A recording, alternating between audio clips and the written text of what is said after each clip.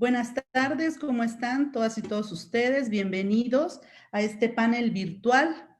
El día de hoy vamos a tratar sobre un tema fundamental para el acceso a la justicia en materia de pueblos originarios, asimismo sobre sus diversos usos y un poco de su historia a lo largo de pues el Estado mexicano, su impacto hacia los pueblos y comunidades indígenas y el estado actual de su uso.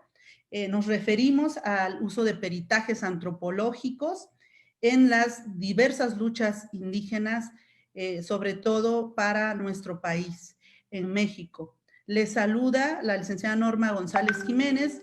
Yo soy abogada de formación, he hecho algunos estudios en antropología y actualmente soy defensora pública federal en el estado de Oaxaca.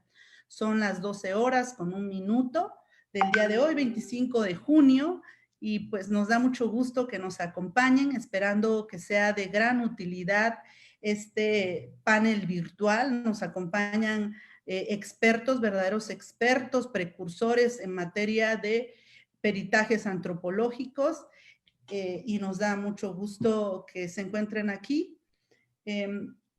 Asimismo, pues este seminario tiene el objetivo de dialogar y reflexionar sobre una herramienta fundamental para hablar en clave intercultural, que es el peritaje antropológico. ¿Qué impacto ha tenido en la población indígena, en los contextos de desarrollo y en los contextos también de los espacios judiciales? Pues qué tan avanzados estamos en esta materia. Y también es importante mencionar que pues como muchos artículos y también se ha estudiado bastante en la antropología, pues un aspecto negativo quizá de los peritajes antropológicos, con un impacto negativo hacia los pueblos originarios, sobre todo en su uso en los megaproyectos. Vamos a hablar también de ese tema que es controversial y delicado. En el sistema de administración y procuración de justicia, el dictamen antropológico ha tenido cada vez mayor uso. Eso lo reconoce la Suprema Corte de Justicia de la Nación al mencionar en el protocolo de actuación para quienes imparten justicia en casos que involucren derechos de personas, comunidades y pueblos indígenas. Ahí la Corte hace pues una precisión de que tanto los tribunales mexicanos como en la Corte Interamericana de Derechos Humanos se han resuelto casos concretos con base en los derechos indígenas reconocidos. Hablamos de sentencias que a menudo son motivadas con el auxilio de peritajes culturales o antropológicos y que han ido generando jurisprudencia y doctrina que son referencia para las y los jueces mexicanos de los diferentes niveles jurisdiccionales y en diferentes competencias. El uso de peritajes antropológicos en el sistema de justicia ha servido con un derecho fundamental establecido en el artículo segundo de la Constitución Política de los Estados Unidos Mexicanos, que es del que se tomen en cuenta la especificidad cultural de las personas indígenas en los espacios de justicia. Y esta toma en cuenta implica que el juez se ilustre de cuál es la diferencia cultural, cuál es el sistema normativo en juego y emita una sentencia o una resolución apegada al artículo 2 constitucional, que es impartir justicia de cara o tomando en cuenta estos derechos y esta diferencia cultural. Como ya les dije, pues contamos con 4 expertos en materia de peritajes antropológicos. Contamos con la presencia de la doctora Artemia Fabre Sarandona, de la doctora Rosa María Garza Marcué, de la doctora Elisa Cruz Rueda y del doctor Víctor Hugo Villanueva Gutiérrez, quienes nos acompañan esta tarde y quienes generosamente nos están aportando su conocimiento en esta materia. Doctores, ¿qué son los peritajes antropológicos y cuál ha sido su utilidad para la reivindicación de derechos de los pueblos y comunidades indígenas? ¿Cuál es históricamente su uso en el país y en qué materias ha servido el peritaje antropológico y cómo ha impulsado la reivindicación de derechos tan fundamentales y tan exclamados por las comunidades indígenas, como es en materia de territorios, su uso en materia electoral, en el ámbito de justicia penal, cómo se debe utilizar adecuadamente un peritaje antropológico, cómo se debe estructurar, cuáles son las partes metodológicas que contiene, cuáles son las preguntas antropológicas que debe contestar y cómo no o para qué no sirve un peritaje antropológico. También es importante considerar que el aspecto de del autorreconocimiento, la autoidentificación de las personas indígenas quienes se circunscriben a una comunidad o pueblo indígena, el peritaje antropológico no contesta o sí contesta a la pregunta de quiénes son indígenas, es un uso correcto o no, ya nuestros expertos nos lo dirán. ¿Y cuáles son los retos actuales del peritaje antropológico? Su uso positivo o su lectura negativa, su impacto hacia los pueblos y comunidades indígenas, el uso de peritajes antropológicos en los megaproyectos si se puede, pues nos emitirán una conclusión sobre el estado actual de los peritajes antropológicos y sus diversos usos. Pues para eso vamos a dar lugar a nuestra primera ponente. Ella es la doctora Artemia Fabre. Y para ello me voy a permitir hacer un muy breve resumen de su trayectoria. La doctora Artemia Fabre es doctora en Ciencias Antropológicas por la Universidad Autónoma Metropolitana de Ixtapalapa, México. Tiene una especialización en antropología jurídica y religión. Actualmente preside una asociación civil, Diálogo y Movimiento, DIMO por sus siglas. Desde el 2012 coordina un proyecto que se refiere a la intervención para la excarcelación de hombres y mujeres indígenas en el estado de Campeche, con el tema actual de la justiciabilidad para pueblos indígenas en clave cultural, donde se lleva a cabo pues investigación, gestión y litigio. Es docente en seminarios, diplomados especializados en licenciatura y maestría. Es conferencista en congresos, coloquios a nivel nacional e internacional. Es consultora en peritaje antropológico en materia sociocultural para poblaciones indígenas y sus pueblos, a mujeres y a otros sectores por sus características de trabajo antropológico. Se requiere conocimiento de la especificidad cultural. Es gestora para generar políticas públicas hacia la interculturalidad y respeto a la diferencia. Asimismo, es miembro de la Red Latinoamericana de Antropología Jurídica. Doctora, bienvenida, tiene el uso de la voz. Bueno, muchísimas gracias. De antemano, gracias a CEPEADET por la invitación y el gusto de compartir con colegas de camino de hace muchos años en los peritajes antropológicos. Bueno, habría que, en los temas que nos convocan son muchísimos y el tiempo es breve. Así que trataré de puntualizar algunas temáticas. Uno, habría que decir que los peritajes antropológicos o la inserción de la disciplina antropológica en los peritajes, en las controversias jurisdiccionales, empieza, digamos, formalmente, no quiere decir que anteriormente no haya habido algunos peritajes en los años 30, 40, pero empieza en 1992, después de la reforma constitucional, donde se incluye en el Código de Procedimientos Penales, en el artículo 220 bis, se incluye el tema de la posibilidad de hacer peritajes llamados culturales para medir la personalidad y el grado, digamos, de cultura sobre la media cultural de la población indígena. Esta inserción de nuestra disciplina entra con un texto nada favorable, muy discriminador, muy racista, y donde es complejo medir qué es eso de la media cultural. Más bien se hablaba de cómo un poco si están educados o no están educados, es una relación totalmente racista, discriminatoria, asimétrica, y que fomentaba una situación sistémica estructural.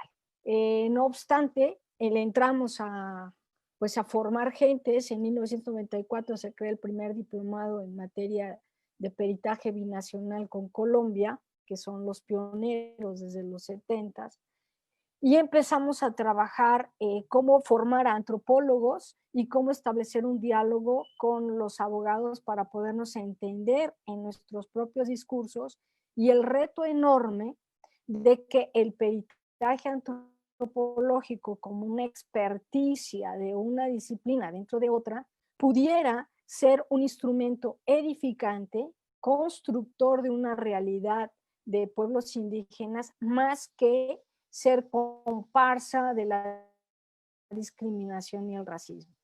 Entonces, esa ha sido la apuesta en general de la mayoría de los peritajes y de los colegas. Es decir, cómo ir mostrando esa diferencia cultural de los sujetos indígenas que están en procesos jurisdiccionales, cualquiera que éste sea.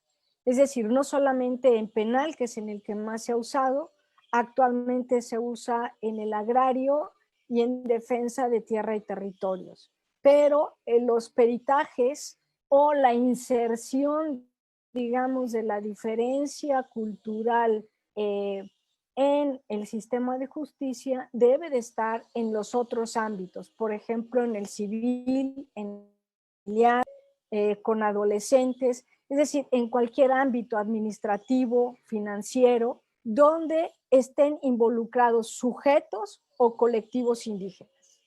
Y entonces, esta es una herramienta, un mecanismo que existe de por sí en el sistema de justicia, que son hacerse llegar de expertos en materia para poder ayudar al juez, para que el juez se allegue de mayor información y pueda juzgar con la mayor certeza posible. Entonces, los peritajes antropológicos tienen el reto enorme de mostrar en el seno del sistema nacional, que ya de por sí entramos en una relación asimétrica por el contexto que les acabo de mencionar de cómo fue metido la población indígena, tenemos un reto enorme entonces de mostrar la coherencia de las lógicas culturales, las prácticas y los sentimientos que están involucrados en la comisión de un delito. En el caso penal, eso es importante. Y también, no solamente, la otra parte tiene que ver si ese delito, es decir, los delitos existen en ambas culturas o en todas las culturas, pero lo que necesitamos también que el juez entienda es que muchos de estos delitos, la comisión de un delito, la previsibilidad de la sanción es diferente. Y de ahí que muchos indígenas dicen, sí, sí, soy culpable, pero no entiendo por qué estoy en la cárcel. Porque los mecanismos de resarcir el daño son distintos. Entonces, la otra parte para quienes sirven los peritajes, además del sistema de justicia, es para los propios pueblos indígenas. Al inicio, la mayoría de la población de las organizaciones indígenas se negaban al uso del peritaje por esta cuestión que te digo de la media nacional, y porque era una cuestión totalmente racista y discriminadora. Entonces, con razón, no tiene derecho un tercero a venir a decir quién eres tú. Entonces, se apela al artículo, a la convención, a la Organización Internacional del Trabajo, al artículo 100, al artículo 169 de la convención, para definir que la autoadscripción y conciencia de sí es algo personal y que no está en cuestionamiento. Sin embargo, los peritajes se inician en una acción, a mi juicio, muy racista, que tenga que decidir un tercero si este sujeto es o no indígena. Entonces, digamos, hemos ido recorriendo un largo camino de ir desmenuzando y tratando de ir mostrando al sistema de justicia la existencia de una gran diversidad de pueblos indígenas con contextos de justicia diferentes. El peritaje también debería de servir para mostrar en qué casos incluso la forma de juzgar las sentencias deben de ser derivadas a las comunidades y fortalecer los sistemas normativos propios de las comunidades para que ellos puedan juzgar estos casos que serían más expeditos y más, digamos, armónicos y más coherentes hacia la propia sociedad y el resarcir, digamos, aquello que se violentó en las comunidades.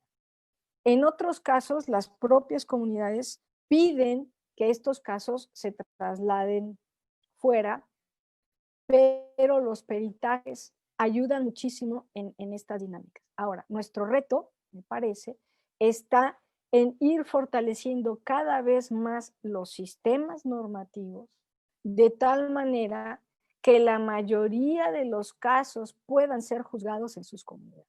Y el uso del peritaje se tiene que usar solo en aquellos casos que hay verdaderamente un tema cultural, de diferencia cultural, que el juez requiere entender. En caso penal, por ejemplo, o administrativo, o incluso de género, ¿no? Donde está involucrada la familia y mujeres indígenas, donde se requiere dirimir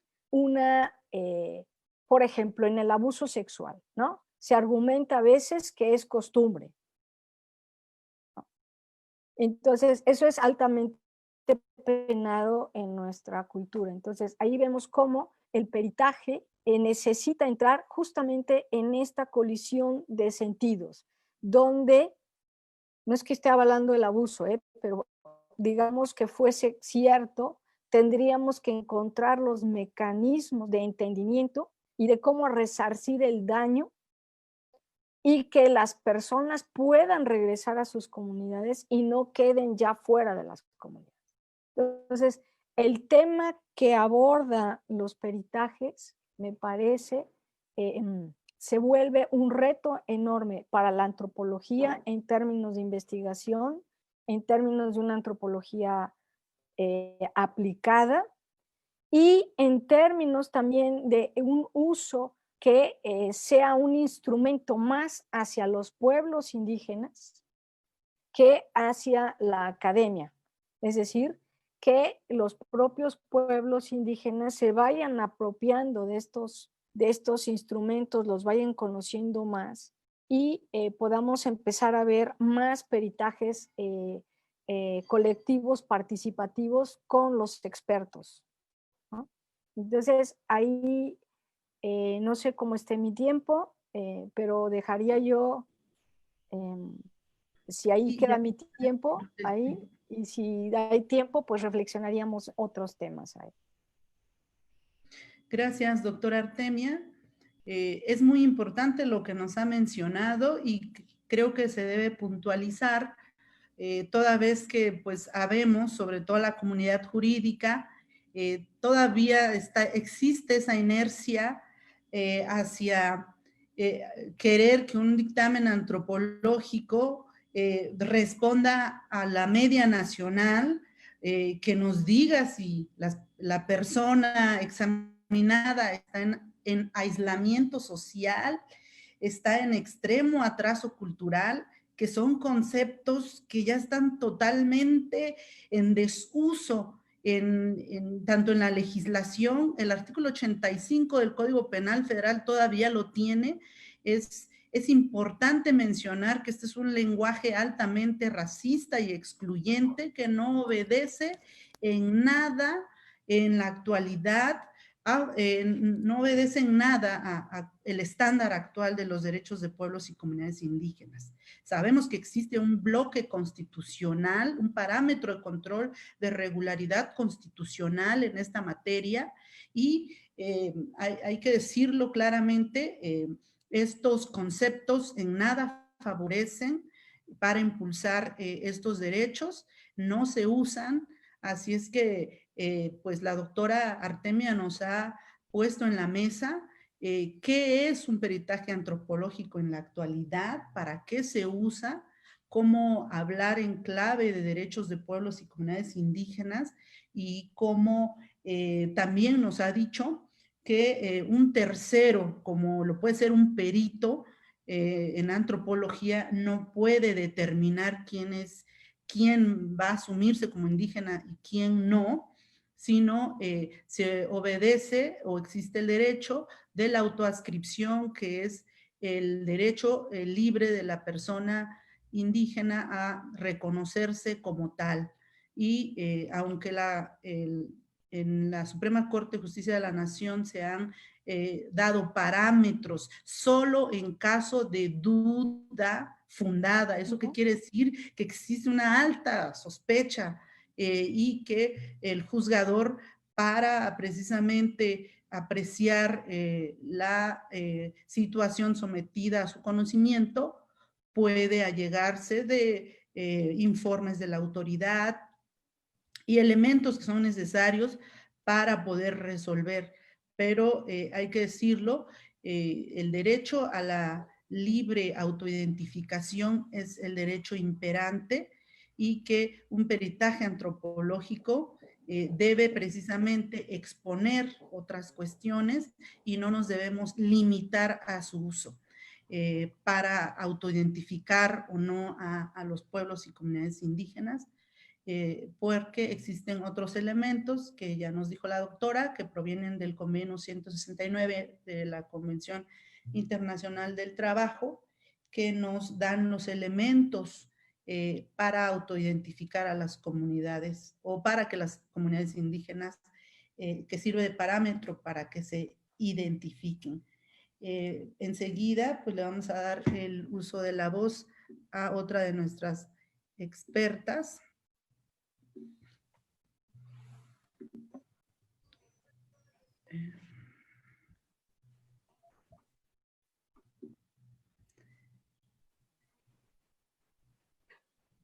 Ella es la doctora Rosa María Garza Marcué, es doctora en antropología por la ENA, actualmente es directora de etnología y antropología social del Instituto Nacional. Perdón, no soy directora de etnología, trabajo ahí.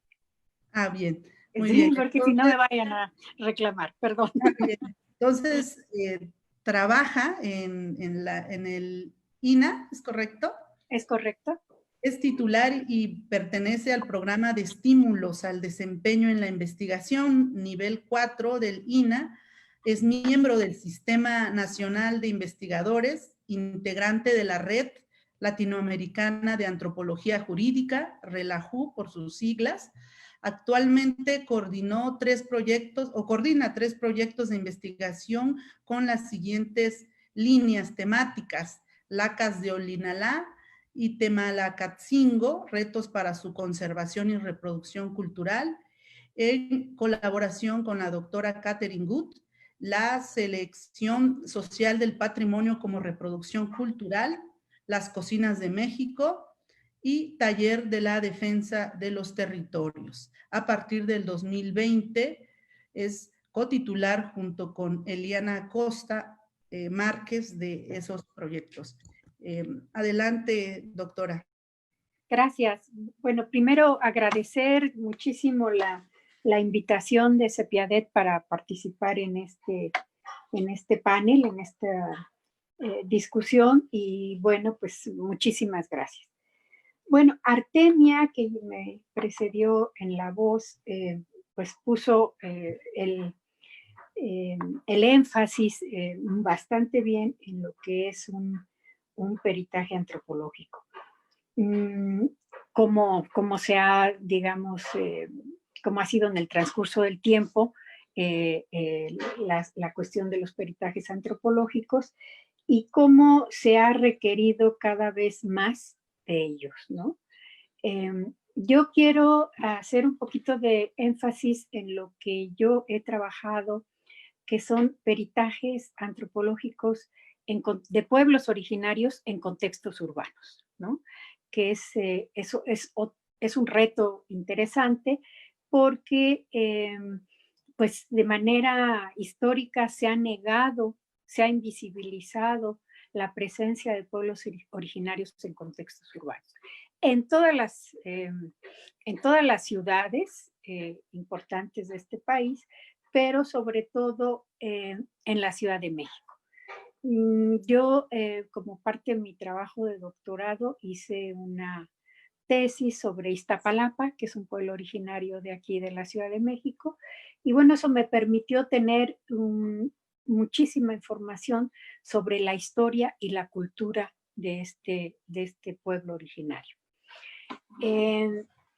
A partir de ahí, pues entré también en el conocimiento de las dificultades que estos pueblos originarios en contextos urbanos tienen para mostrar su diferencia, para mostrar su presencia incluso, y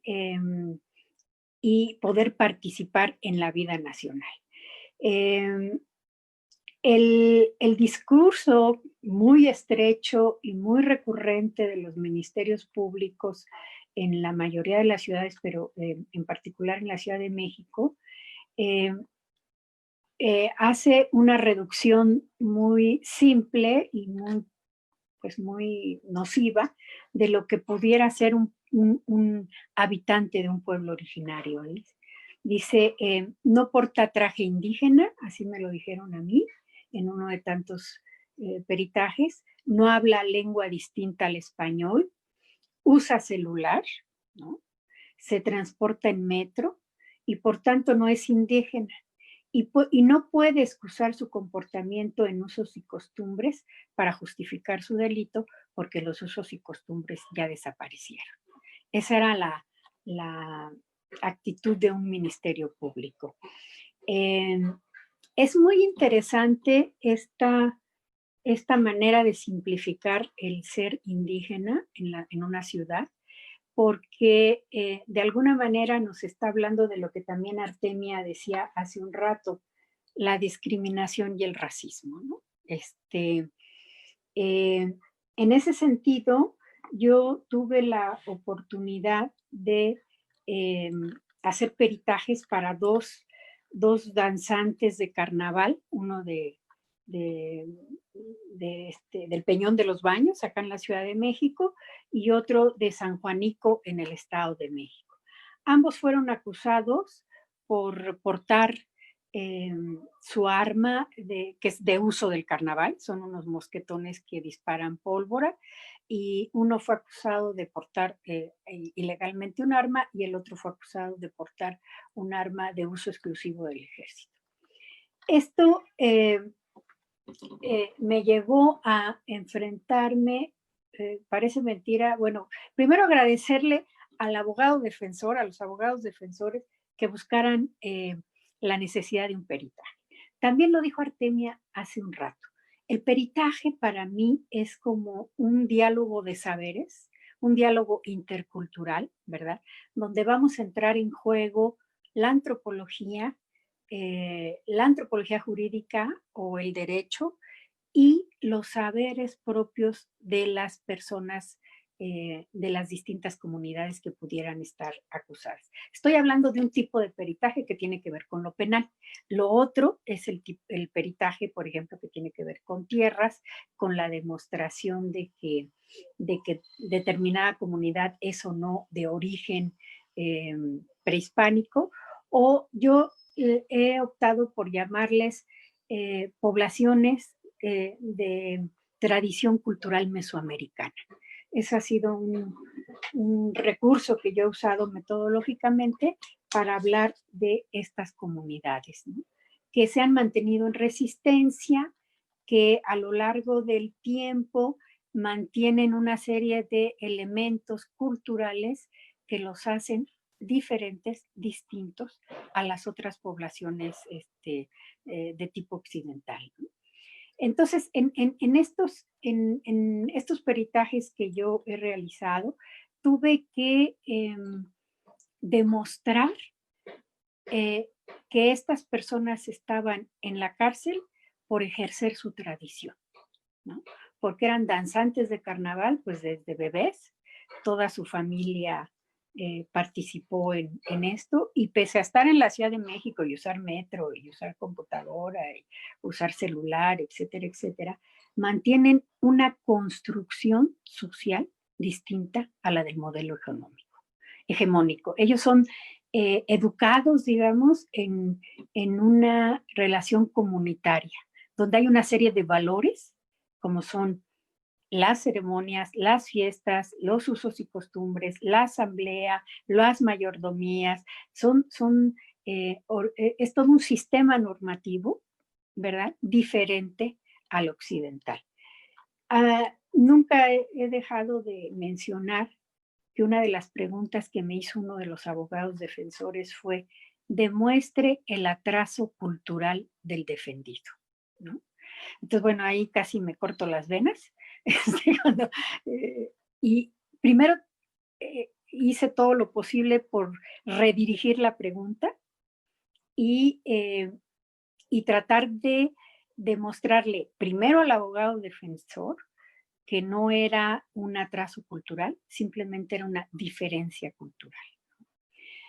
Artemia, dentro de sus grandes conocimientos y cualidades que tiene, ha dado cursos muy importantes para ministerios públicos, para abogados en los ministerios públicos. A partir de ahí que yo participé con ella, hemos dado cursos incluso en hospitales para aprender a tratar la diferencia, y empieza uno a hablar desde qué es cultura y que no existen ni culturas superiores ni culturas inferiores, ¿no? Simplemente diferentes. Parece una verdad de perogrullo, pero no lo es, no lo es. Entonces, como les decía yo, en este caso de peritajes penales es muy importante poder demostrar eso, la diferencia cultural, y que tienen valores distintos, ¿verdad? Como decía también hace un rato Artemia, el delito en las distintas culturas pues tiene significados distintos, o incluso no es delito, ¿no? En algunos casos. Entonces, ese es el reto al que nos enfrentamos, pienso yo, en algún tipo de peritajes que tienen que ver con poblaciones en contextos urbanos. Y esto se puede ver en todo, ¿eh? O sea, yo he visto peritajes en Querétaro, en Puebla, donde se tiene que demostrar cómo esas personas acusadas de algún delito son, pues son producto de una construcción social distinta, donde la comunidad, el colectivo, tiene mayor importancia que otras organizaciones. Entonces, para eso es muy interesante porque el peritaje antropológico en estos contextos tiene que demostrar no solamente esta lógica cultural, sino también demostrar que se pertenece a un pueblo originario, ¿Cómo demostrar que se pertenece a un pueblo originario en un contexto urbano? Pues hay que buscar todos los referentes históricos, ¿no? Por eso también digo yo que el peritaje es también un diálogo de saberes, ¿no? Porque tenemos que recurrir a la historia, tenemos que recurrir a los sistemas normativos, tenemos que recurrir al ciclo ceremonial de las propias comunidades, tenemos que entrevistar a la gente que en esas comunidades vive y demás. Creo que ya se me acabó el tiempo. Entonces, bueno, eso es a grandes rasgos. Gracias. No te escucho. Gracias, doctora. Gracias. Gracias por su intervención. Es importante retomar lo que menciona. Actualmente continúan agravios, atropellos, violaciones a los derechos humanos de las personas indígenas en el acceso a la justicia, puesto que todavía tenemos ministerios públicos, jueces, defensores, que basan los dictámenes antropológicos en estos temas sobre atraso cultural y una nueva, la Suprema Corte de Justicia de la Nación, refiere que para evitar fraudes a la ley, es decir, es una nueva forma de enmascarar el racismo, no contribuye a esto que dice la doctora Artemia, que es el diálogo de saberes, no contribuye a la interculturalidad al prejuzgar que una persona indígena esté cometiendo fraudes a la ley por el hecho de autoascribirse. Lo dejo en la mesa y damos lugar a la doctora Elisa Cruz Rueda. Y para ello me voy a permitir leer un breve resumen de su currículum. Ella es profesora investigadora en la Escuela de Gestión y Autodesarrollo Indígena de la Universidad Autónoma Chiapas, Campus Tercero, San Cristóbal de las Casas, Chiapas. Es docente en el doctorado en estudios regionales de la misma universidad. Licenciada en Derecho por la Universidad Nacional Autónoma de México. Licenciada en Derecho por la Universidad Nacional Autónoma en Derecho. Posee maestría y doctorado en Ciencias Antropológicas por la Universidad Autónoma Metropolitana, Unidad Iztapalapa. Miembro del Sistema Nacional de Investigadores de CONACYT Nivel 1, del Registro Nacional de Evaluadores Acreditados de CONACYT y del Cuerpo Académico Políticas Públicas, Gestión y Educación, y para la diversidad de la Facultad de Humanidades. Sus líneas de investigación son derechos humanos, pueblos indígenas y políticas públicas en y para la diversidad. Muchas gracias por su generoso tiempo, doctora Elisa. Tiene el uso de la voz.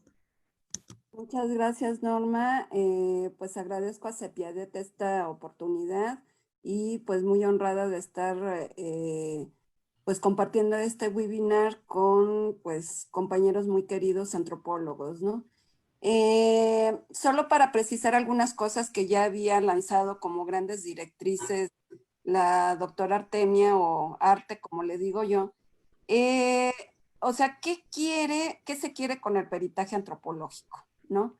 Pues se quiere garantizar el acceso a la justicia, ¿no? Que se tomen en cuenta los usos y costumbres, o sea, la cultura que se pone en juego cuando una persona comete para el derecho mexicano un delito o una falta, que se tenga en cuenta el uso de su lengua y en general la percepción del mundo, que de alguna manera en su conducta determina su relación con la sociedad mexicana, ¿no?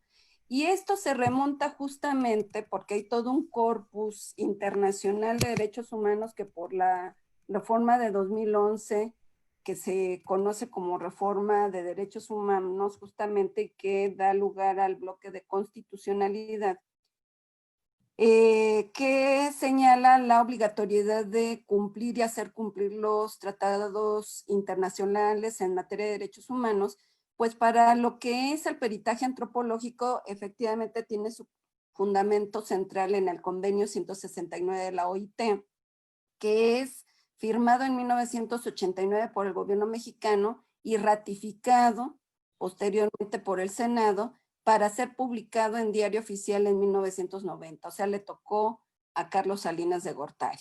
Ese sería uno, pero también está la Declaración Universal de la UNESCO sobre Diversidad Cultural del 2001 y las recomendaciones del relator especial sobre la situación de los derechos humanos y las libertades fundamentales de los indígenas, señor Rodolfo Stavenhagen, que a mucha honra es mexicano, él ya falleció, y estas recomendaciones son del 2003. Ese sería el corpus fundamental y bueno, además la Carta de Derechos Humanos de Naciones Unidas, ¿no? O sea, la Declaración Universal y el sistema incluso interamericano, ¿no? ¿Qué quiere decir esto? Que como decía esta Rosa y como decía Arte, nos enfrentamos a una colisión de sistemas donde el sistema positivo mexicano, que se creía el único generador de normas, se encuentra frente al sistema normativo indígena, ¿no? Que lucha por su reconocimiento, y esa es una de las demandas de los pueblos indígenas, para que se reconozca que no solo está el ámbito del Estado como poder generador de normas, sino también de los sistemas normativos indígenas, y ese es un derecho de los indígenas y sus pueblos que está en el artículo 8 y 9 del convenio 169, ¿no? Entonces, el punto aquí es que tenemos todo este corpus y en esa colisión nos encontramos con jueces y operadores de justicia, o sea, policías, ministerios públicos, fiscales, las propias autoridades carcelarias, que no acaban de entender, ¿sí?, que vivimos en un país pluricultural, ¿sí? Aunque diga la Constitución desde el artículo 4, que es de 1990, y después en el artículo 2, que es del 2001, ¿sí?, que vivimos en una nación pluricultural, en la vía de los hechos ha costado mucho a las organizaciones, a los académicos comprometidos, abogados, antropólogos, sociólogos, etcétera, hacer entender esta complejidad y que efectivamente lo que dice la doctora Artemia, que esa violencia estructural que se percibe frente a lo que es la impartición de justicia, realmente sea erradicada, ¿sí? O sea, que se les dé acceso a la justicia cabal a los pueblos indígenas. Primero acceder a la justicia del Estado, si así lo quieren, ¿no? Si es así el caso que lo amerita, ¿no? Y segundo, que los propios pueblos y comunidades puedan ejercer su derecho a sancionar justamente conductas que consideran, como tú bien lo habías señalado, Norma, que consideran ellos graves, ¿no? Porque ahí empieza entonces donde vemos esa percepción del mundo distinto, ¿no? ¿Qué es grave para ti? ¿Qué es grave para mí? ¿No? Entonces, por ejemplo, a mí que me tocó hacer mi tesis de doctorado en los Mijes, ¿no? Por Ayutla, más arriba, en Totontepec, pues resultaba eso, ¿no? Que para el alcalde único constitucional, que es donde se personifica esa duplicidad de lo que dice el Estado, quién es la autoridad, y lo que dice la comunidad, quién es la autoridad, ahí pues checó perfecto, ¿no? Pues para el alcalde único constitucional, pues para él no era grave, por ejemplo, ¿no?, resolver un asunto de violación.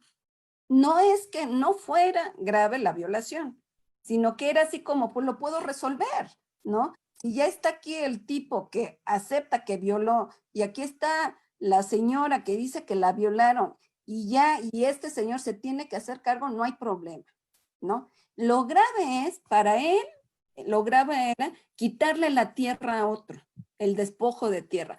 Eso sí era grave y ameritaba más que una conciliación, ¿no? Y entonces lo que hay que comprender es qué es lo que está atrás de eso, ¿sí? Y puede ser concepciones de mundo, pero también puede ser la situación geográfica de la comunidad o sus problemas agrarios con sus colindantes, ¿no? Y muchas veces no contemplamos eso cuando queremos hacer diálogos interculturales en el campo de lo jurídico, ¿sí? Entonces, yo aportaría eso en ese sentido, y sobre los tipos de peritaje que hay, ya lo había dicho de alguna manera Artemia, pues está los de materia penal, que es donde nació el peritaje, y nació como lo señaló ella, el juez pidiendo a un perito, oye, dime si este señor que me dice que es indígena, pues es indígena, ¿no? Mal, tache. Con el convenio 169 está el derecho de la autoascripción. Aún así, ahora, para amparos, tenemos que tener mucho cuidado los abogados de presentar las benditas constancias que daba la CDI, que ahora se supone que da el INPI, o los catálogos de pueblos indígenas, y eso debería de erradicarse, ¿sí? Eso es por un aspecto, ¿no? De materia penal yo quiero subrayar algo característico. O sea, los primeros peritajes tenían que ver con eso, es indígena o no es indígena, pero también, por ejemplo, son muy característicos los peritajes sobre brujería, ¿sí? Y entonces en ese punto, ¿por qué lo digo? Porque la dinámica estatal positivista lo que busca es encasillar o meter al ruedo o meter en una faja de control a los sistemas normativos, ¿no? Y la faja de control es, si te pareces a mí y cumples los requisitos de mi sistema normativo positivista, es que sí eres derecho. Si no, no eres derecho. Entonces, imagínate, ¿sí?, que para los casos de brujería, ¿sí?, definitivamente esos para el sistema normativo mexicano no son, ¿sí?, ni punitivos, ni casos para hacer justicia, ¿sí? Es muy raro ver que algún ministerio público, por lo menos yo no conozco ninguno, ni ningún fiscal, que proceda sobre brujería.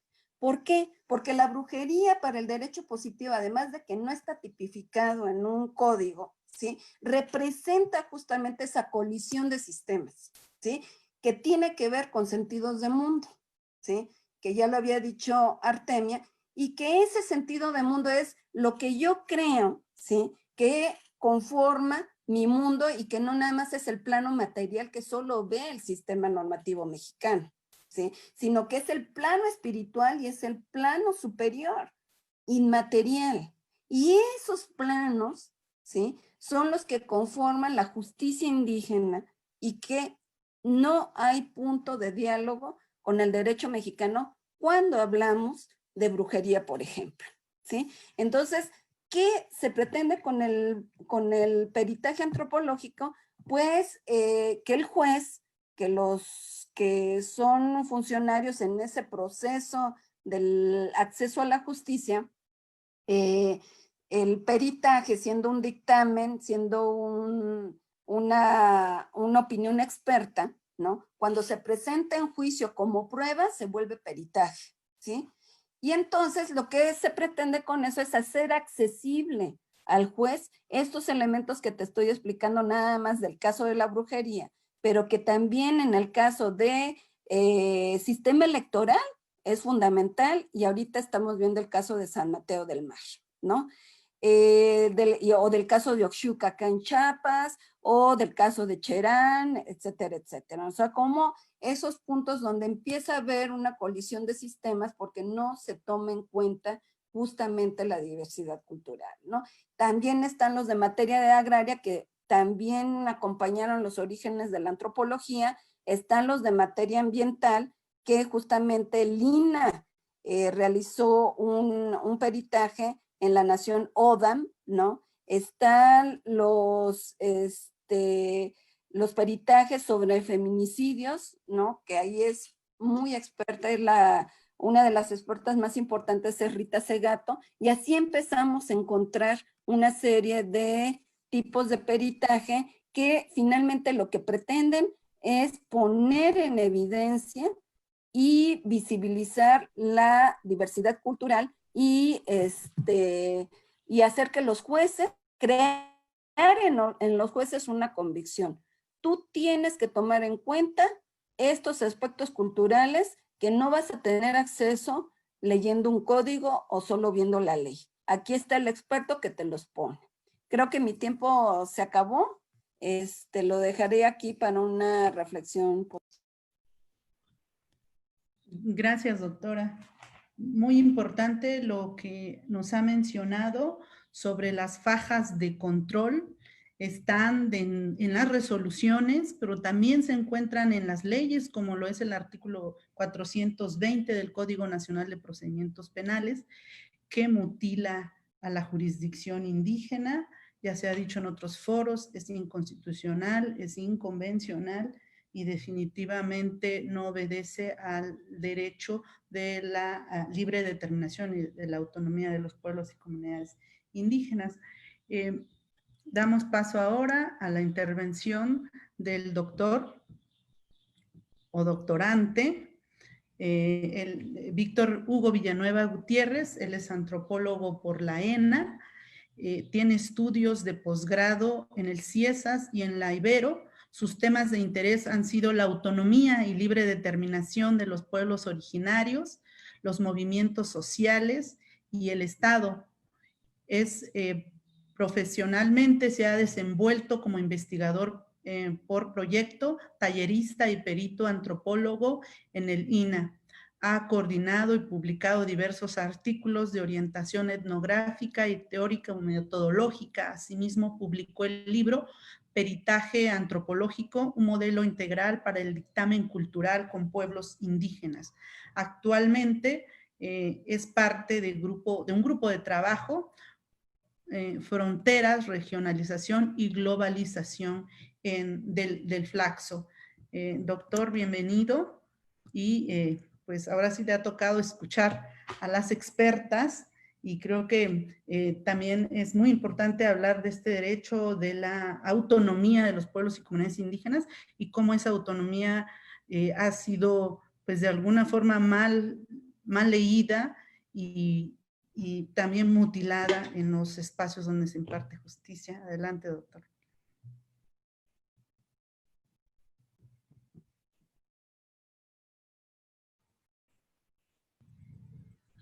Bien, pues muy buenas tardes. Muchísimas gracias por la invitación a participar en este conversatorio. Estoy muy contento de compartir este momento con quienes en algún momento pues han sido no solo compañeras de ruta, sino mis profesoras, ¿no? En este asunto de la antropología del Estado, el peritaje antropológico y el reconocimiento, al fin de cuentas, de el contexto de pluralidad normativa realmente existente en México, ¿no? Claro, ahora lo circunscribimos a nuestro país, pero pues este contexto de pluralidad normativa y cultural pues está en el planeta entero, ¿no?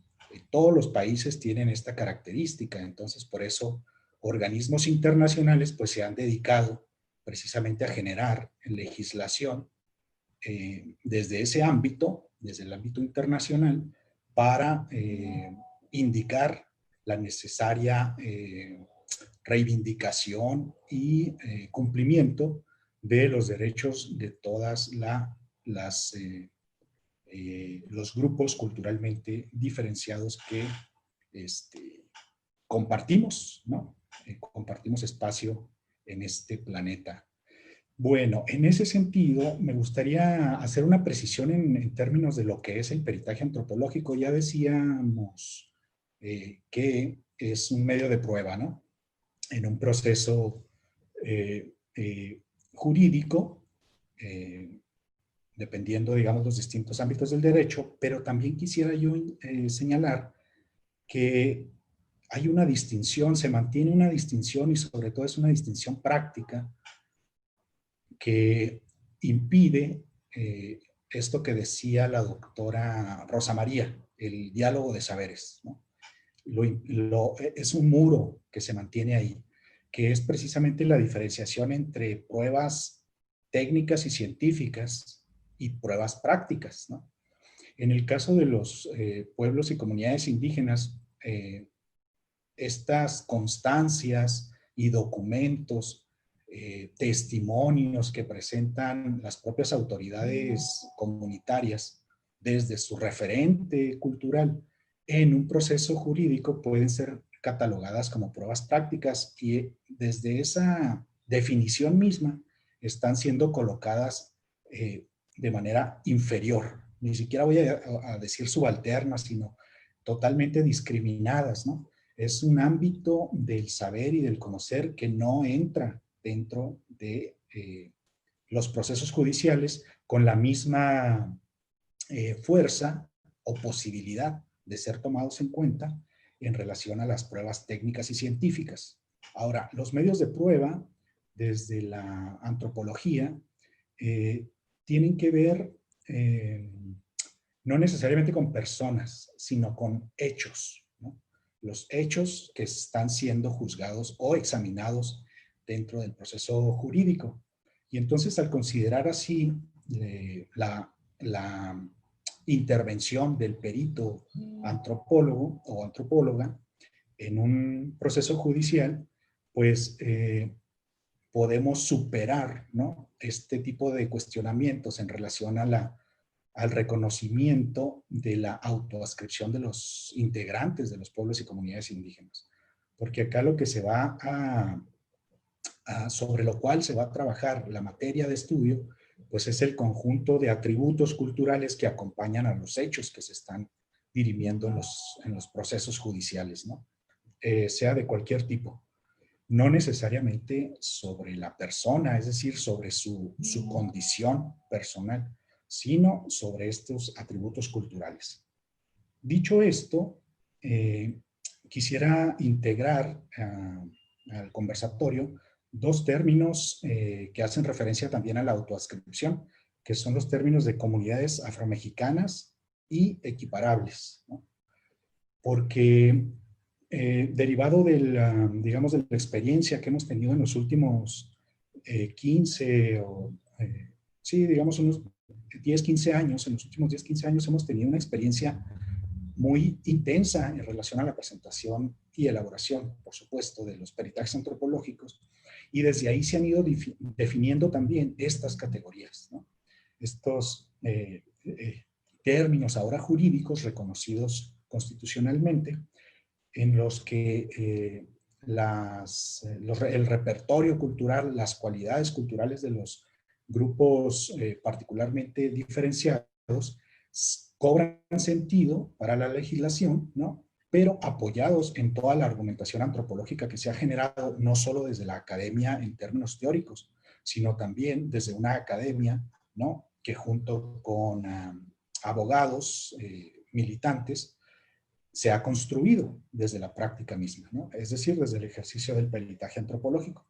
En ese sentido, tenemos varios ejemplos importantes que han sido considerados en su momento por los juzgadores y entonces se les ha reconocido a este tipo de comunidades, sean afromexicanas o equiparables, se les ha reconocido su derecho colectivo en base a una argumentación cultural, ¿no?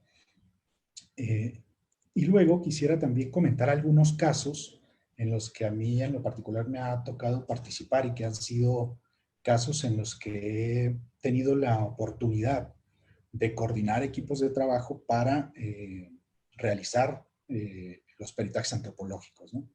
Y entonces así tenemos casos en Chihuahua, ¿no?, en Hermosillo, en Sonora, tenemos casos en la Huasteca Potosina, aquí cerca donde estoy ahora, en el Estado de México, en Veracruz, ¿no?, y en el Istmo de Tehuantepec, entre otros estados en los que he tenido la fortuna de participar como perito antropólogo para mostrar la cualidad cultural de las colectividades involucradas en estos asuntos, porque han sido casos en donde intervienen pueblos y comunidades en su conjunto, no solo personas integrantes de estos pueblos y comunidades, sino en conjunto, organizados y acompañados por distintas organizaciones de la sociedad civil.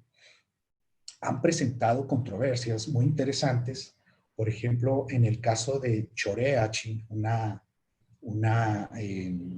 comunidad de origen rarámuri, o Malanoche, una comunidad de origen Odami o Tepehuán del Norte, han presentado controversias muy interesantes para el reconocimiento de la propiedad sobre la tierra, ¿no?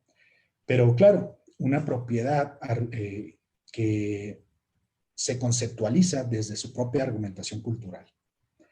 Esto en la Sierra de Chihuahua. Luego el caso emblemático del acueducto Independencia, que trata del litigio que llevaron a cabo los 8 pueblos que organiza la autodenominada tribu Yaqui, pero que también se conoce como Yoemia, como la gran familia o hermandad que vive en la ribera del río Yaqui. Este litigio también fue emblemático, muy importante, y ahí se convoca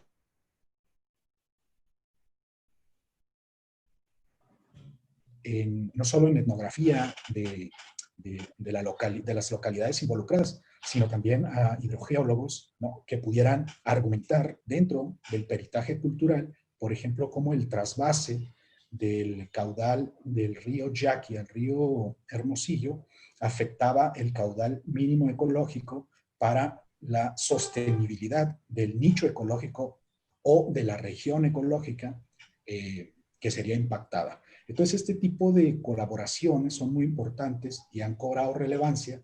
Desafortunadamente, ahora nos encontramos en un momento en el que la pluralidad normativa y cultural pues está siendo embestida de una manera muy directa, y entonces esto ha conducido a que se les niegue el carácter de sujeto político o sujeto de transformación social a las propias comunidades, ¿no? Y entonces se les está negando sus derechos colectivos en litigios igualmente emblemáticos que el litigio del acueducto Independencia. Y entonces tenemos los ejemplos de la península de Yucatán, ¿no?, del istmo de Tehuantepec, del centro de México con el proyecto integral Morelos, etcétera, etcétera, ¿no? En fin, el peritaje antropológico se circunscribe en esta dinámica político-jurídica. No es únicamente una arena netamente jurídica en la que queda engarzado el peritaje antropológico. En ese sentido, digamos, parte de mi interés, además de la práctica como perito antropólogo, pues ha sido generar propuestas teórico-metodológicas para desarrollar estos peritajes colaborativos o integrales, decimos, ¿no?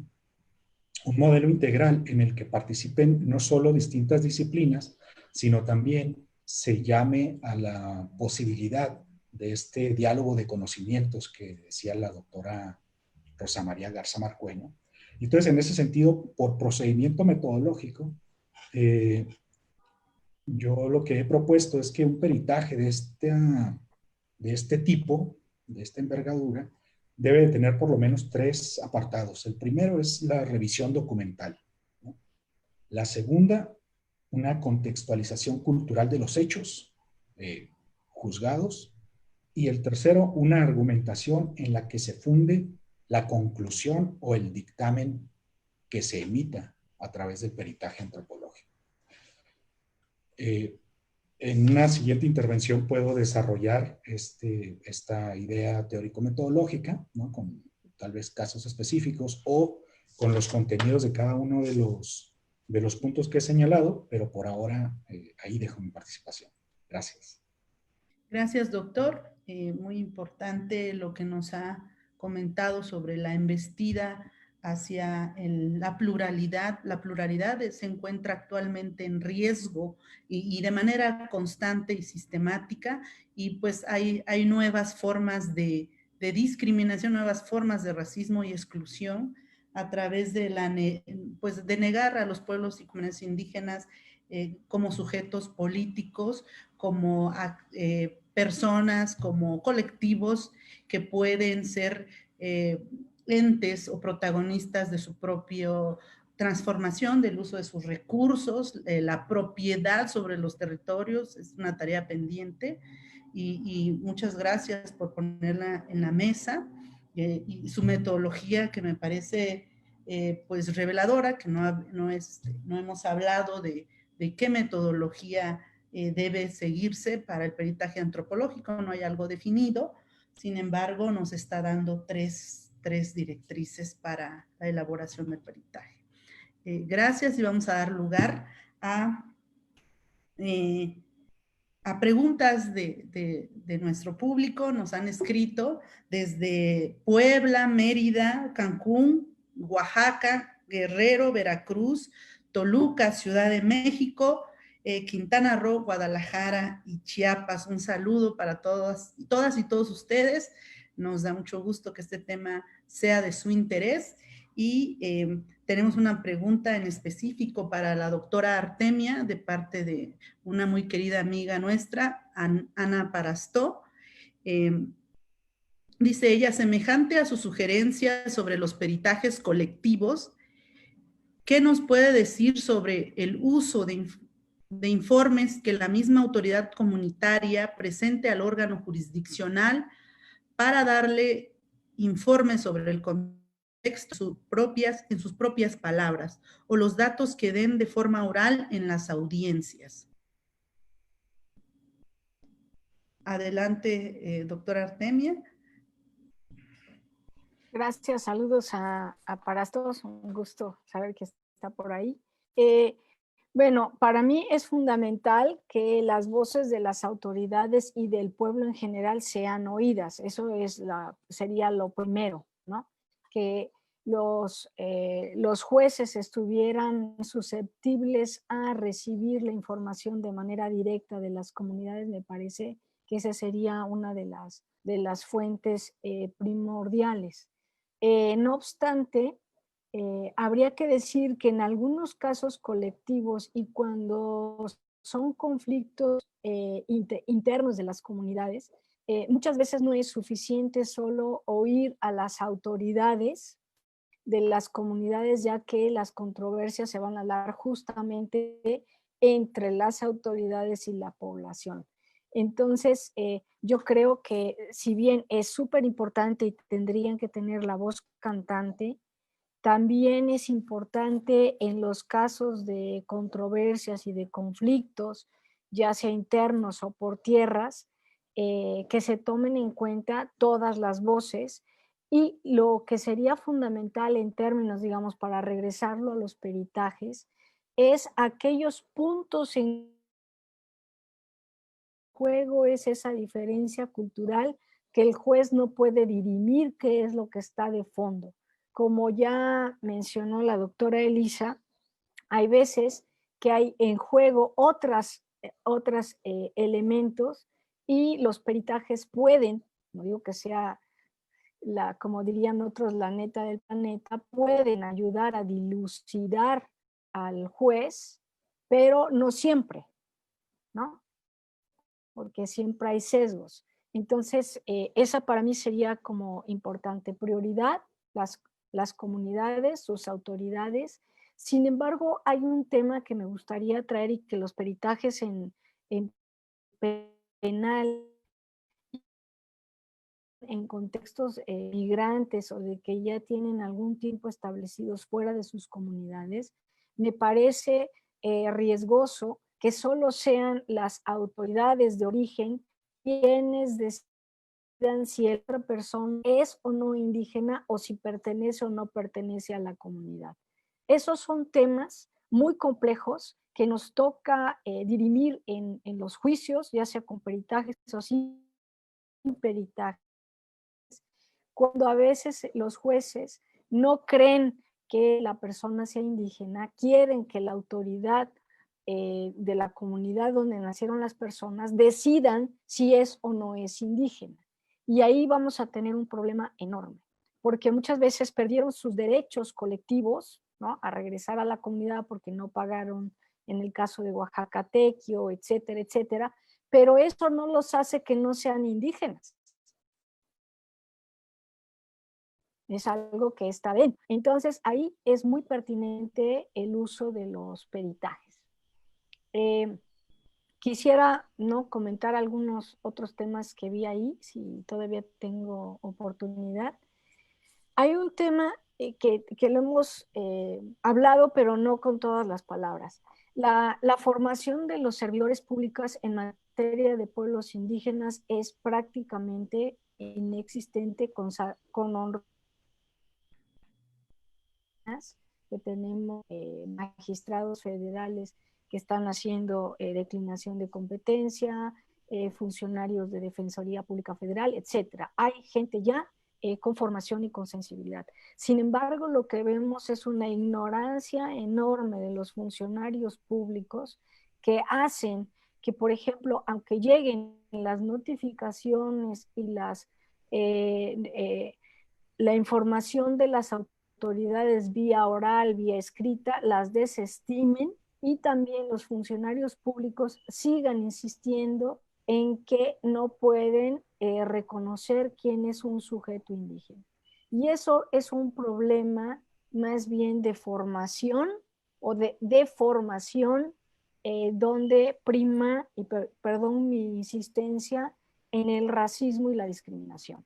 Entonces, cuando hay un peritaje o hay una autoridad dando su palabra y es desestimado por el juez, entonces tenemos otro problema. Y el problema es que seguimos frente a un Estado monoconstitucional, por más que haya reformas que hablan de la pluralidad, no la incluyen, y esto va en detrimento del fortalecimiento tanto de sistemas normativos, de las formas de juzgar en las comunidades, donde se sustraen los casos sin preguntarle a las comunidades si pueden o no pueden juzgar.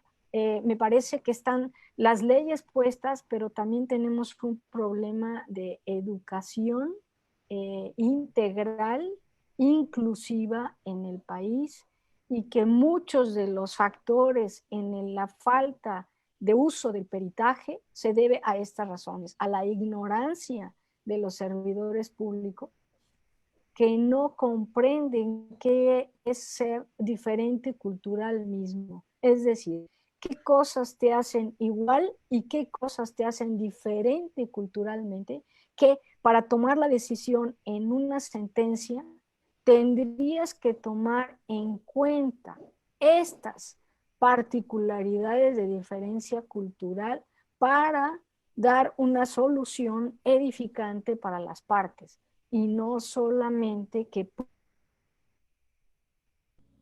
una justicia simétrica. Y eso sucede también en los aspectos colectivos, que se niega la libre determinación y la autonomía de los pueblos indígenas. Y los peritajes pueden ayudar a mostrar estos huecos, pero no podemos con un instrumento subsanar una cultura nacional racista. Yo creo que ahí dejaría yo la participación. Gracias, doctora Artemia. Vamos a dar paso, vamos a leer todas las preguntas. ¿Qué les parece? Y Víctor, Rosa María y Elisa nos van contestando. Tenemos 5 minutos para que cada quien conteste las preguntas. Anaid Sierra, que es nuestra amiga también, doctorante en antropología, nos comenta: en un caso que me tocó participar por portación de arma de fuego, se pidió la declinación de competencias y se contaba con una carta donde la misma autoridad indígena planteaba cómo ellos contaban con un sistema normativo y cómo podían hacerse cargo del caso. Sin embargo, el juez avaló el dicho del fiscal y no tomó en cuenta la carta y desmintió que fueran autoridades indígenas, argumentando que eran autoridades municipales, síndicos y demás, aunque el peritaje antropológico explicaba desde la interlegalidad cómo se conectaban autoridades municipales e indígenas. El argumento fue desechado. Es más, es un asunto donde yo tuve conocimiento y el juez, el Ministerio Público alegaba que se trataba de un solapamiento La autoridad indígena le informa al juez que podía resolver y tenía todas las capacidades para ello. El Ministerio Público dijo que era un solapamiento y el juez lo secundó. Asimismo, otra pregunta de León Solar. En materia electoral, en Chiapas, México, la autoadscripción indígena ha enfrentado problemas de simulación de la ciudadanía indígena con el objeto de acceder a la acción afirmativa. Su opinión de la utilidad del peritaje frente a las simulaciones de la autoadscripción calificada a nivel individual o alguna alternativa al mismo peritaje. La pregunta es esa. Y el papel del peritaje frente a la elaboración de catálogos de pueblos indígenas y sistemas normativos. Vamos a ver otra pregunta de Lula Díaz. Doctora Rosa María, ¿podrá compartirnos algo de su metodología en el peritaje antropológico? Brenda Marie, buenas tardes. ¿Cuándo se demuestra el factor cultural en la incidencia del delito? ¿Qué consecuencias legales hay para el reconocimiento de competencias de los sistemas normativos e interacción? Adelante, si gusta empezar, doctor Víctor.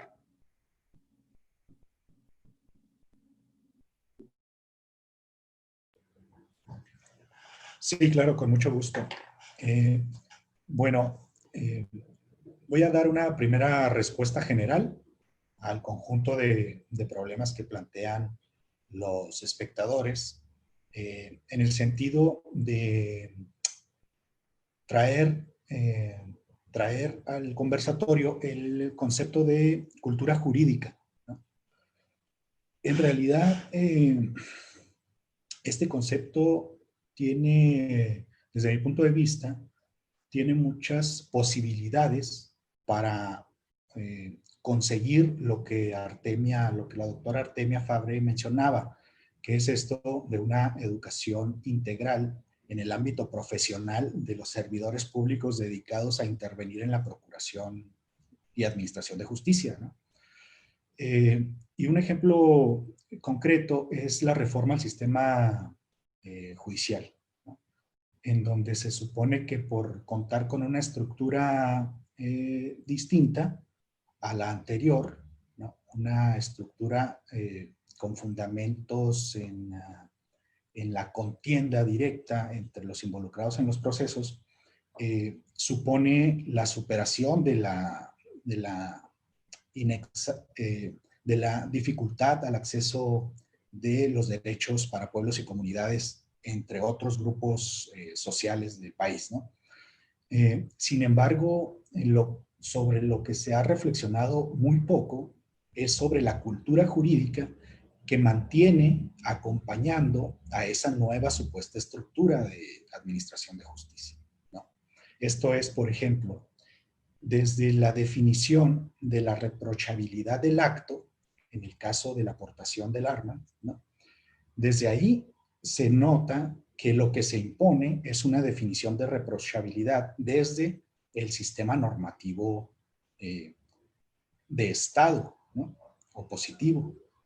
Y no se reflexiona sobre esto mismo en términos de la cultura jurídica comunitaria, ¿no? Que incluso muestra un argumento, según entendí, muestra un argumento en ese sentido, ¿no?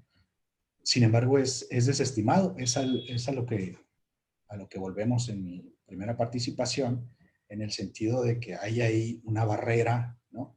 Infranqueable en términos culturales, ¿no? Pero también en términos de clase, ¿no? Porque no podemos desvincular al racismo como sistema ideológico para la discriminación de un sistema clasista en el que estamos inmersos también. Y tampoco lo podemos desvincular de las relaciones patriarcales, ¿no?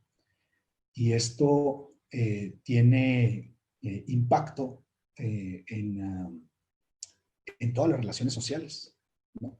Yo prefiero hablar de un clasismo racializado y patriarcal para referirme a todos estos muros culturales, ¿no? E ideológicos que impiden precisamente el diálogo intercultural, ¿no? Lo limitan.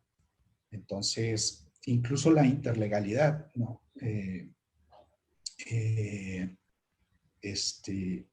Encuentra en estos muros, en estas limitantes, una posibilidad de realización, ¿no?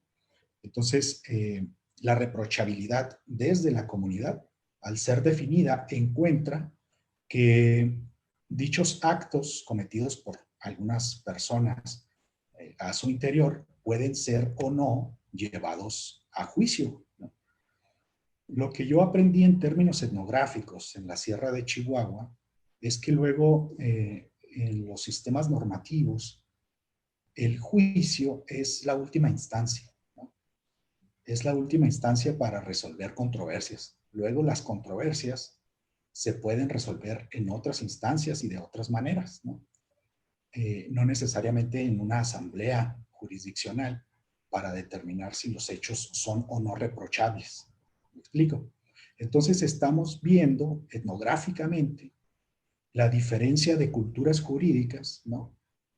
Al interior del país, ¿no?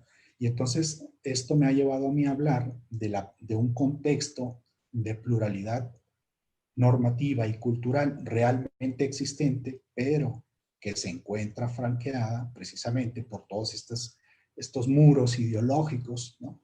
Que no permiten un diálogo efectivo para realizar una pluralidad más digamos, armónica entre los distintos grupos sociales, ¿no? Esa sería, digamos, la respuesta que yo daría al conjunto de preguntas, y nada más agregaría que los catálogos elaborados sobre sistemas normativos o identificación de comunidades, de pueblos y comunidades indígenas, pues son documentos académicos que luego acompañan a la normatividad, ¿no? Pero la cultura es móvil, ¿no? La cultura es dinámica, siempre está en constante autoafirmación. Entonces los catálogos vienen a ser un referente nada más, ¿no? Son un referente, pero la realidad etnográfica, pues hay que ir a buscarla a los lugares en donde ésta ocurre. Por ahora sería eso. Muchas gracias, doctor. Ahora damos paso a la doctora Elisa Cruz, quien también nos responderá a las preguntas que desde luego tienen su complejidad. Adelante, doctora. Gracias, Norma. Coincido con los ponentes y pues también con lo que señala el doctor Víctor Hugo Villanueva, porque efectivamente estamos frente a una situación estructural, ¿no? Y lo que han sido las modificaciones legales, pues es, digamos, como se diría vulgarmente, lo de encimita, ¿no? En realidad eso no ha llegado a los cimientos de la estructura del Estado y de su relación con los pueblos indígenas, ¿no? Y aunque insistimos en que el artículo 2 de alguna manera respeta o reconoce el pluralismo jurídico porque se señala ahí que los pueblos indígenas, las comunidades tienen derecho a sus sistemas normativos en el ejercicio de su libre determinación, pues estamos viendo que no, ¿no? Que finalmente los indígenas de nueva cuenta tienen que cumplir requisitos, ¿no? Y son los requisitos que el derecho mexicano impone y señala. O sea, no hay un diálogo desde esa cúpula de saberes. Sí lo hay con los activistas, con los académicos, algunos operadores, pero eso no permea a las bases estructurales del sistema. Y en este sentido, es muy importante recordar que parte de ese corpus que les mencionaba, pues están los acuerdos de San Andrés, porque justamente en los acuerdos de San Andrés, cuando estaba el diálogo de San Andrés, una de las mesas donde a mí me tocó participar porque fui asesora de la Comisión Nacional de Intermediación y tuve la fortuna y el honor de estar con don Samuel Ruiz Tatic en esa mesa, pues los indígenas decían, ¿no? Los indígenas tenemos derecho a nuestro derecho propio, a crear normas, a crear derecho. Y las autoridades del gobierno federal y del estado de Chiapas les dijeron, es potestad del estado generar derecho, no de los particulares. Ya desde ahí, aunque fue un gran avance porque eso dio lugar a una serie de reformas y demás, pero pues no ha podido permearse, ¿no? Y una de las preguntas que nos planteaban el auditorio era cómo veíamos, bueno, en lo personal, de que en Chiapas, ¿no?, ha habido diputados que se autoescriben como tzotziles, ¿no? Y por el principio de acción afirmativa se les da pues el reconocimiento y pasan el filtro del derecho positivo, ¿no? Ahí hay que aclarar algo, ¿no? El caso de Chapaneco frente al caso oaxaqueño es representativo de cómo finalmente se van distinguiendo las formas de reconocimiento de derechos, porque no es lo mismo el movimiento indígena en Oaxaca que el movimiento indígena en Chiapas, ¿no? El movimiento indígena en Oaxaca ha sido punta de lanza del movimiento indígena en general, ¿no? Ha sido un referente muy importante, y Chiapas, digamos que junto con Campeche y junto con otros pueblos, pues van a la saga, ¿no? Y esa es la muestra de casos como el de Oxchuc, del caso que nos mencionaban en la pregunta, ¿no? Donde si esos siquiera se le ocurriera a un Caxclán, a un lo que quieran en Oaxaca, yo soy indígena y a mí denme la representación del distrito Mije, uy, ya quiero ver que los Mijes se dejen, ¿no? Y ese es el punto. O sea, podemos hablar de una serie de reformas constitucionales, legales, etcétera, pero si no hay organización desde los pueblos y sus comunidades para hacer efectiva la norma y para tomar el derecho que les corresponde para contestar al Estado, ¿sí?, cualquier reforma no va a valer, porque, por ejemplo, en las acciones afirmativas, la acción afirmativa tiene su finalidad de equilibrar fuerzas. ¿Y cómo vas a equilibrar fuerzas? Dándole a un Caxclán, ¿no?, el reconocimiento de indígena porque se autoascribe. Pues primero le dices, oiga, a ver, esto es para equilibrar fuerzas. Usted, pues díganos de dónde es, cómo ha colaborado en su comunidad, habla la lengua, cómo le ha afectado la violencia estructural en la relación del Estado con los pueblos indígenas. Usted ha sido afectado por el indigenismo, usted ha sido afectado por el racismo, y les aseguro que nada más con esas 6 preguntas, ese tipo de diputaciones que se hacen pasar como indígenas y aparentemente quieren ser beneficiados por una acción afirmativa, inmediatamente se les tendría que negar la acción afirmativa, pero depende en mucho, ¿sí?, de que abogados indígenas y no indígenas empecemos a afinar muchísimo más nuestros argumentos para invocar el sistema internacional de derechos humanos e invocar el corpus que tenemos a nivel nacional para que lo que no corresponde al reconocimiento del pluralismo jurídico, es decir, no esté conforme a convenio, que no cumple el principio de convencionalidad y principio pro persona, se desestima.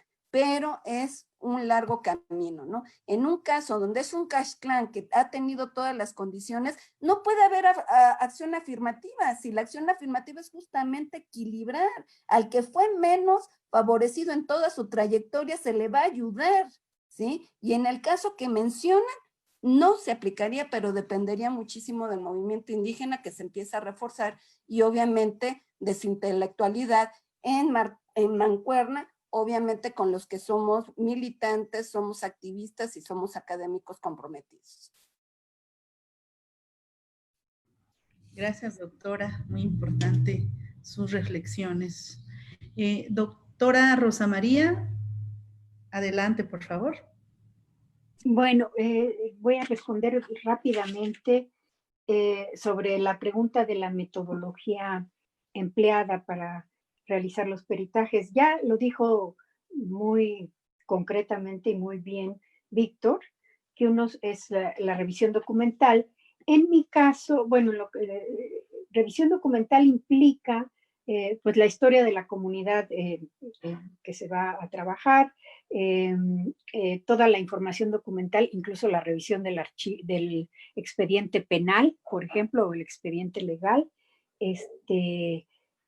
la historia de la comunidad, la historia de vida del acusado. Ahí es muy importante hablar, o sea, hacer entrevistas con entrevistas abiertas y entrevistas estructuradas, porque muchas veces las entrevistas las piden los jueces, con preguntas cerradas y abiertas para el detenido, para los familiares y para los vecinos, historias de vida de la persona en cuestión, y que eso sería, después de la revisión documental, la contextualización, o sea, ya vamos a lo concreto con las personas, y el último punto serían las conclusiones que se pueden hacer, como lo decía Víctor, una argumentación en donde se funden o se fundan la conclusión y las preguntas que hace. A veces son las preguntas del juez, a veces son las preguntas del, del abogado defensor, ¿no? Entonces, en esa conclusión, bueno, pues se da cuenta de todo lo que se investigó y se presenta ante el juez. Me voy a adelantar un poquito después de responder la pregunta a las conclusiones. Voy a expresar algunas ideas en relación a esto. El tema de los derechos colectivos e individuales de los pueblos originarios, de los pueblos indígenas, es de vital importancia. Los derechos más reclamados son la certeza jurídica sobre el territorio, que hoy no lo tratamos con la suficiente tiempo por cuestiones que se entienden, pero que es ahorita una de las reclamos más importantes en relación a los peritajes y a los conflictos que hay territoriales. El manejo de los bienes naturales de los territorios, la propiedad intelectual del conocimiento tradicional, que eso es otro problema muy presente que tiene que ver con un extractivismo epistémico de los conocimientos tradicionales, la protección del patrimonio colectivo de sus culturas, que es donde yace el ejercicio de tradiciones y cosmovisión. Sin territorio, pues no hay donde ejercer estos conocimientos. Ya hablamos también de la desventaja de estos pueblos, y en ese sentido es muy importante estas caracterizaciones y visibilizar a los pueblos originarios. Es urgente también que el sistema de justicia reconozca estos derechos, entre ellos, bueno, ustedes lo saben, la asistencia de traductores, el uso de peritajes para demostrar la diversidad cultural, el derecho a la consulta a veces sí, a veces no. Eso también es de acuerdo al caso me dice Elisa que no me oye, pero sí tengo el micrófono abierto.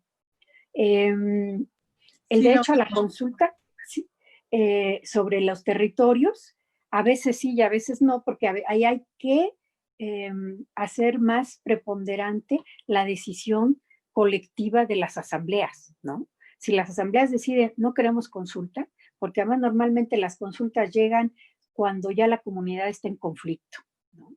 Porque normalmente estos proyectos de despojo elaboran una serie de estrategias para justamente causar conflicto.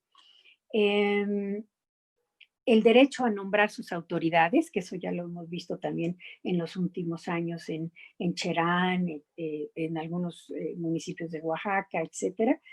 Y otra parte que es muy importante, en esta búsqueda de que haya una relación intercultural y verdaderamente una relación dialógica, donde los saberes tengan igual condición, hay que insistir y evidenciar la cuestión de la identidad, o sea, el sentido de pertenencia, los valores comunitarios de origen mesoamericano, que como ya lo dije hace un rato, no se manifiestan solamente a través de la lengua y de la vestimenta, son de manera fundamental como se manifiestan en la cosmovisión, en la construcción comunitaria de la persona.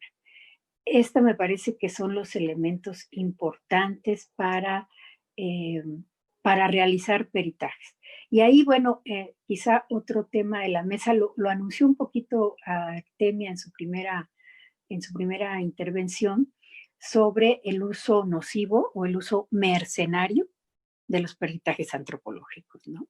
Que también se ha dado. Ya hay hasta consultorías que se ofrecen, ¿no?, para hacer peritajes a modo, en contubernio con, pues con empresas que impulsan megaproyectos, etcétera. Y bueno, pues está el Tren Maya, por ejemplo, ¿no?, para poner ejemplos nocivos de cómo está la situación. Nada más, gracias. Muchas gracias, doctora Rosa María. Contamos con 1 minuto para que tengan a bien darnos alguna reflexión o conclusión sobre el tema tan importante que tratamos el día de hoy, y comenzamos con la doctora Artemia.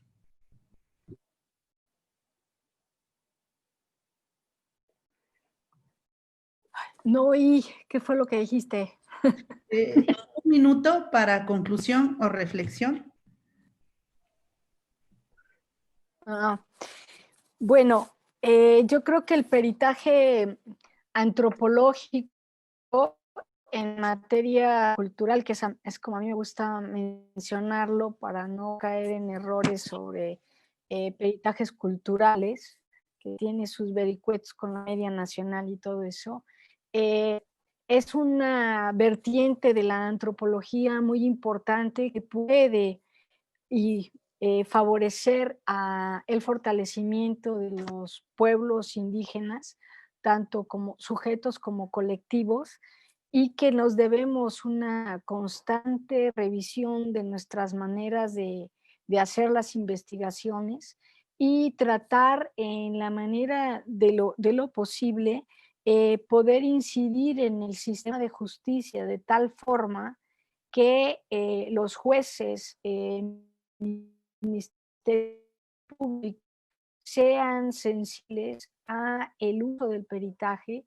Y me voy a permitir decir algo que han dicho que digo que es atroz, pero mi propuesta siempre ha sido que los peritajes en un futuro, y espero que un futuro cercano, pero no se ve que sea así, desaparezcan en el mejor sentido de la palabra, donde no se necesite la investigación tan puntual de otra disciplina, porque ya los individuos, los sujetos que trabajan en el sistema de justicia, conocen quiénes son todos los miembros de esta sociedad y cumplan con ejercer los derechos que ahora sí que por derecho les corresponden, y solo se ocupen los peritajes, como en otras instancias, solo cuando de verdad hay temas sustanciales de desconocimiento o de no comprender el hecho sucedido, y no por una cuestión de negar la historia del asentamiento de los pueblos originarios en estos territorios, y que tenga que haber un tercero que diga que sí son sus tierras, por ejemplo, o que diga que sí tienen sistemas normativos. Es decir, apelo a que cada vez más contribuyamos entre todos a que se conozca más y se incluya más, y que seamos realmente un país intercultural. Y si el peritaje dejando esta brecha donde el eje fundamental sea la búsqueda y de dilucidar la diferencia cultural para fortalecer y dignificar a la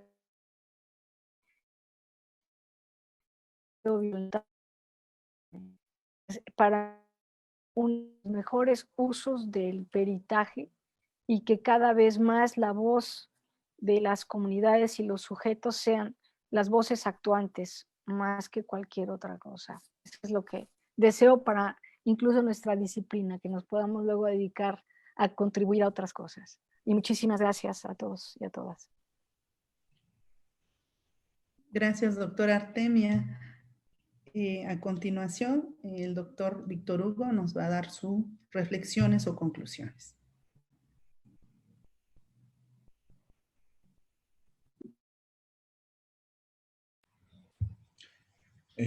Sí, pues a manera de conclusiones tendría, digamos, una que va en 2 vertientes. y que incumbe tanto a las instituciones de investigación académica en materia de antropología y al mismo Poder Judicial de la Federación. Digamos, la primera línea, ¿no?, concluyente desde mi punto de vista, es que podamos superar desde el ámbito institucional la evasión que opera luego en distintos institutos de investigación o universidades para designar peritos, antropólogos o antropólogas que participen en este tipo de situaciones, ¿no?, en donde los pueblos originarios, las comunidades afromexicanas y las equiparables estén involucradas. Eso está documentado, es parte de la investigación que yo he llevado a cabo en los últimos años y es preocupante, ¿no? Pero también es preocupante la reducción del presupuesto a instituciones como el Instituto Nacional de Antropología e Historia, una reducción presupuestal muy importante, considerable, y que limita actividades sustantivas como precisamente la participación de los colegas antropólogos y antropólogas para emitir este tipo de dictámenes, ¿no? Esa sería una. Y por la otra ruta de conclusión, un reto importante que tiene que ver con la libre determinación de los pueblos y comunidades, con el derecho a la autonomía y el derecho a la autoadscripción de las mismas, tiene que ver con la declinación de competencia en el ámbito jurisdiccional. Sin la declinación de competencia en el ámbito jurisdiccional operando o presentándose, vamos a seguir presentando peritajes antropológicos a solicitud del aparato judicial, en donde se nos llame a los antropólogos, antropólogas, a opinar sobre la autoadscripción de las personas, ¿no? Entonces, ese es uno de los retos al interior del Poder Judicial que yo veo. Como ven, son retos institucionales ambos, ¿no? Las dos rutas que estoy planteando son institucionales. Porque desde la sociedad y el movimiento indígena en general, lo que hemos visto en los últimos 10 o 15 años es que los propios pueblos en movimiento, organizados, conscientes, han solicitado la presencia de especialistas en la materia para elaborar peritajes antropológicos. Me acuerdo en 2010, en Chihuahua, en las primeras jornadas sobre peritaje antropológico que organizamos por allá, y en donde por supuesto estuvo presente la doctora Artemia Fabre, nosotros platicábamos esto, ¿no?, de por qué en 2010 la solicitud de parte de las comunidades organizadas para la elaboración de peritajes antropológicos era muy baja, era escasa, ¿no? Y cómo a la fecha, pues eso se ha ido incrementando, ¿no? Cómo las comunidades organizadas cada vez están más interesadas en este tipo de herramientas, ¿no?, para hacer valer sus sistemas normativos comunitarios. Ahí lo dejaría. Muchas gracias por la invitación. Gracias, doctor Víctor Hugo. Doctora Rosa María, contamos con 1 minuto. Muchas gracias. Bueno, pues yo estoy muy de acuerdo, por supuesto, con lo que ha planteado Víctor en esta última intervención suya. Y hay problemas efectivamente institucionales que son muy severos. Bueno, yo trabajo en el Instituto Nacional de Antropología y estoy ahorita en esta situación de reducción de presupuesto, pero una reducción de presupuesto verdaderamente criminal, ¿no? O sea, de por sí el Instituto de Antropología ha trabajado durante muchos años con poco presupuesto, ahora pues prácticamente nos están quitando la posibilidad de trabajar en campo. Imagínense un peritaje antropológico sin que se pueda ir a campo, ¿no? Y esto yo creo que, o sea, no quisiera yo decirlo, pero lo voy a decir, parece como preparado, pues, ¿no? Para podernos contener en algunas de las actividades. Lo sabe Víctor, lo sabe Artemia, lo sabe Elisa, que digamos la institución que inició con una gran fuerza los peritajes antropológicos fue el Instituto Nacional Indigenista, después la CDI, y estos se fueron limitando, incluso se desmanteló la dirección del área jurídica del Instituto Nacional Indigenista y después de la CDI, y pasó a ser una tarea importante del Instituto Nacional de Antropología, ¿no? Pero ahora esa tarea importante pues se ha venido mermando muy significativamente, ¿no? Y además, esto sucede, como dice Víctor, cuando los propios pueblos han solicitado los peritajes antropológicos, muchos pueblos, porque lo consideran una herramienta, y es cierto, una herramienta, un instrumento de defensa de territorios, de patrimonio biocultural, etc. Entonces, bueno, pues esperemos, también es importante lo que dice Artemia, ojalá los peritajes antropológicos dejen de ser necesarios. Es bastante hasta perverso pensar que se requiera un experto, entre comillas, para que dé cuenta de que una cultura es de origen mesoamericano, que tiene sistemas normativos, etc. O sea, no debería ser necesario, pero bueno, ese es un proceso largo donde la diversidad cultural dejar de ser declarativa y fuera algo ya asimilado en las venas, en el ADN de los mexicanos. Y, en fin, pues yo diría básicamente eso. Creo que se ha hablado prácticamente de todo. Creo que ha sido una mesa muy, muy rica, muy interesante. Nunca, por lo menos yo nunca me canso de escuchar a mis compañeros, siempre hay propuestas y líneas interesantes de investigación, y pues agradezco muchísimo a CEPIADET, muchísimo el espacio y la posibilidad de vertir nuestras experiencias. Muchas gracias. Muchas gracias, pues con esto nos despedimos. Gracias a las y los expertos. Discúlpenme, doctora Elisa, tiene tiempo para las conclusiones y reflexión. Adelante, por favor. Soy muy breve. Yo me quiero referir justamente al proyecto de desarrollo Tren Maya, que fue impugnado desde los organismos internacionales que fueron invitados por el gobierno federal a ser partes como testigos de ese proceso, y desde el principio alertaron de que no era un proceso conforme a convenio. Y fundamentalmente, y esto viene a colación por lo del peritaje, porque si el peritaje pretende dar muestras de lo cultural que se juega en un caso, en el caso del Tren Maya, uno de los requisitos de la consulta conforme a convenio es que las consultas sean culturalmente adecuadas. ¿Qué quiere decir eso? Que sigan los mecanismos que las comunidades se han dado para hacer consultas, ¿sí?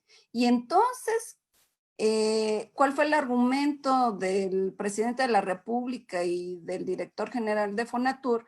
Que la asamblea era, ¿no? Ahora sí, el requisito por antonomasia, el requisito cultural por antonomasia de que todos los pueblos así deliberan, ¿no?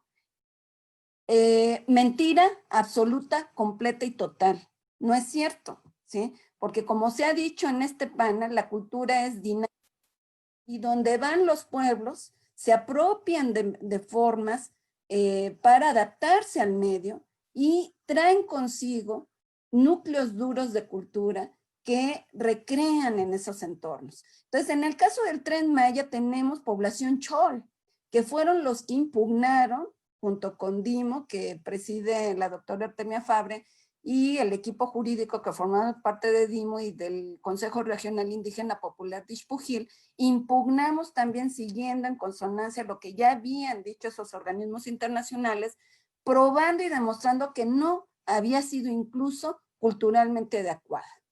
¿Y qué nos lleva a eso? Que cuando interponemos el amparo y viene la etapa de pruebas, que todavía estamos en eso, justamente estamos presentando como prueba el peritaje antropológico para demostrar no que los que están interponiendo el amparo son indígenas, porque es ahí la trampa donde nos quisieron hacer caer, ¿sí? No por eso, sino porque no se cumplió uno de los tantos requisitos fundamentales de una consulta, de que debe de ser conforme y adecuadamente cultural a las formas que se han dado los pueblos en cada comunidad, cómo deliberan, cómo toman decisiones, cómo consultan en su interior para que se tomen decisiones. Y esto también viene a cuenta por la ley de consulta que hay, que yo me opongo a las leyes de consulta, pero ya que la tienen ahí, pues para que tengan muchísimo cuidado con esto, porque viene otra lucha ahí.